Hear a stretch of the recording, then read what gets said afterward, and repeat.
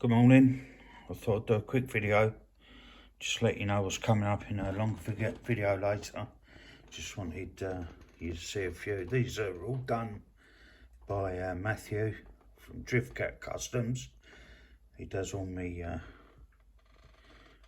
customs mainly in the UK here, but I just thought I'd show you what will be coming up on a detailed video. So yeah, Mk1's Escorts is the main, but Mk4 Cortinas, Mk3s. He's done all these. So yeah, chuck a lump in there. First one I've seen, like, then an estate.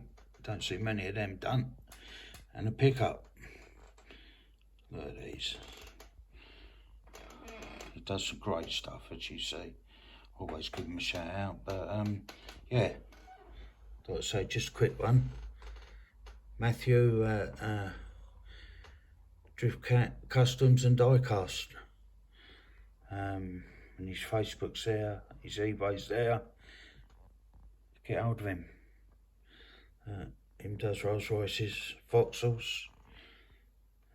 He's done all these, like I say, how I want them. Volvo, Sierras. There you go. Just a quick show you what's coming. Cheers, people. Hope you like them.